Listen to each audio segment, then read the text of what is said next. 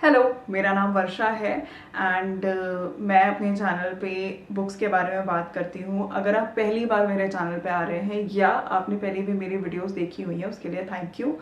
आज मैं एक फेमस जापानीज ऑथर की बुक के बारे में बात करने जा रही हूँ। फेमस जापानीज ऑथर सुनते एक नाम आपके दिमाग में ज़रूर आता होगा, वो नाम है Haruki Murakami.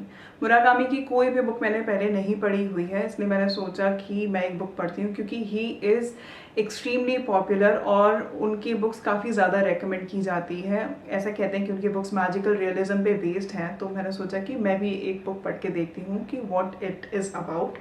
So I purchase this book Sputnik sweet heart. ये इसको परचेज करने का सबसे पहला रीज़न ये था कि दिस इज़ ओनली 230 पेजेस। तो मुझे ऐसा लगा कि अगर मैं बोर भी होती हूँ, अगर मुझे ये बुक नहीं भी बहुत ज़्यादा पसंद आ रही होती है तो भी मैं शायद पूरी पढ़ लूँगी। दूसरा रीज़न ये था कि इसके रिव्यूज़ भी काफ़ी अच्छे थे। वैसे सारी ही बुक्स के रिव्यूज़ काफ़ी अच्छे हैं। जो मुराकामी की सारी बुक्स हैं, जो फेमस बुक्स हैं, जैसे नॉर्वेजियन वुड्स हो गई या फिर काफ्का ऑन द शोर, ये काफ़ी फेमस बुक्स हैं बाय मुराकामी। बट मैंने सोचा कि मैं स्पुतनिक स्वीट हार्ट पढ़ के देखती हूँ और मैंने पढ़ी and I am going to talk about the plot. तो 3 मेन कैरेक्टर हैं, सुमेर, म्यू एंड के और सुमेर काफ़ी अच्छे फ्रेंड्स हैं। बट उनकी फ्रेंडशिप आई मीन फ्रॉम के साइड उसकी फ्रेंडशिप जो है जो सुमेर के लिए, वो सिर्फ फ्रेंडशिप तक नहीं है, वो उसे पसंद भी करता है। Now Sumire wants to be a writer, but वो काफ़ी छोटी है, उसके पास उतना एक्सपीरियंस नहीं है, बट हाँ उसको राइटिंग को लेकर के काफ़ी ज़्यादा पैशन है। वो उसे लिखना बहुत ज़्यादा पसंद है। जब वो लिखना स्टार्ट करती है एज डिस्क्राइब बाई के, वो लिखती जाती है, उसका वो फ्लो है पूरा। बट उसने आज तक कभी भी कोई भी नॉवल कंप्लीट नहीं की, उसकी कोई भी राइटिंग्स कंप्लीट नहीं है। कभी वो उसका फ्लो कहीं चला जाता है, कहीं उसके थॉट्स कहीं चले जाते हैं। आई मीन वो ऑर्गेनाइज्ड नहीं है और ये चीज़ उसकी पर्सनालिटी में भी है। ये पूरी नॉवल के ने नरेट की हुई है। वो बताता है कि सुमेर कैसी है, how she dresses up, she is not like a regular girl. वो अपने ही एज की जो लड़कियां हैं उनके जैसी नहीं है। उसने कॉलेज भी ड्रॉप आउट कर दिया था क्योंकि उसको काफ़ी श्योर था इस चीज़ का कि वो राइटर ही बनना चाहती है। किसी शादी में she meets Miu. Miu is a 33, I think she is 33 और अराउंड दैट एज। और वहाँ पे Sumire falls in love with her. So इसके बारे में के को वो बताती है, के कुछ कर नहीं सकता अपनी फीलिंग्स का। So he tries to be the best friend he is already to Sumire. तो सुमेर और के की जो बॉन्डिंग है वो ऐसी है कि वो कभी भी के को रात में 3 बजे भी फ़ोन कर देती है, उसे कोई भी डाउट होता है और वो he is the friend who stands by हर। वो उसके सारे डाउट्स क्लियर करता है, उसकी बातें सुनता है, तो उनकी बॉन्डिंग काफ़ी अच्छी होती है। सुमेर ने म्यू के बारे में भी बताया होता है के को, और वो उसके बारे में भी काफ़ी बातचीत करते हैं। नाउ जो फीलिंग्स हैं सुमेर की टूवर्ड्स म्यू, वो उसे नहीं बताती है। उसे थोड़ा बहुत म्यू के बारे में भी पता चलता है। म्यू जो होती है वो एक पियानिस्ट होती है।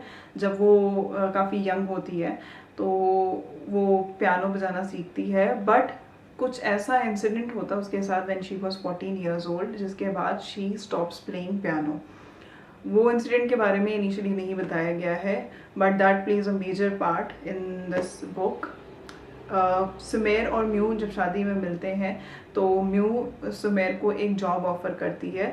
म्यू ने जब piano she stopped playing piano, उसके बाद she started helping her father in to the business. उसका वाइन का इम्पोर्ट एक्सपोर्ट का कोई बिजनेस होता है। ये सब सारी डिटेल्स होती हैं। तो फिर कुछ टाइम बाद म्यू और सुमेर जो है वो एक बिजनेस ट्रिप पे जाती हैं। उस बिजनेस ट्रिप पे सुमेर डिसअपियर्स।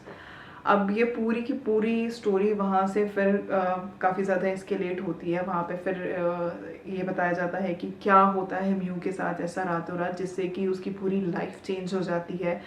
और सुमेर कहाँ अचानक से एक ही रात में गायब हो जाती है। और भी बहुत सारी चीज़ें हैं। के कैसे हैंडल करता है, सुमेर मिलती है नहीं मिलती है, और कैसे के और म्यू अपनी लाइफ के साथ विदाउट सुमेर कैसे वो रह रहे हैं, if they have moved on और नॉट। तो ये सारी चीज़ें उसमें बताई गई हैं। काफ़ी अच्छी नॉवल है, वेरी एंगेजिंग। शुरू से लेकर के लास्ट तक मुझे ऐसा कहीं भी नहीं लगा कि मैं बोर हो रही हूँ। तो ये वाला पार्ट तो मेरा काफ़ी अच्छा था कि बहुत एंगेजिंग, बहुत इंटरेस्टिंग और बहुत काफ़ी मिस्टीरियस भी थी। जो मैजिकल रियलिज्म वाला पार्ट था, जो इसमें म्यू एक्सप्लेन्स कि उसके साथ क्या होता है, वो भी काफ़ी इंट्रीगिंग था। मुझे लगा कि वो 4-5 पेजेस थे जो मैंने बहुत जल्दी भी पढ़े, बट बहुत आराम से भी पढ़े। आई थिंक वो पार्ट मैंने 2-3 बार पढ़ा है, क्योंकि वो बहुत ही अच्छा लिखा गया था। तो पहली बार जब मैंने पढ़ा तो वो मैंने एक रीडर के पर्सपेक्टिव से पढ़ा था। दूसरी बार मैंने पढ़ा तो मैं जानना चाह रही थी कि how author came up with that thought कि कैसे क्या लिखना है, कैसे वो पूरी चीज़ों को एक बहुत अच्छी राइटिंग में आप एक्सप्लेन कर सकते हो।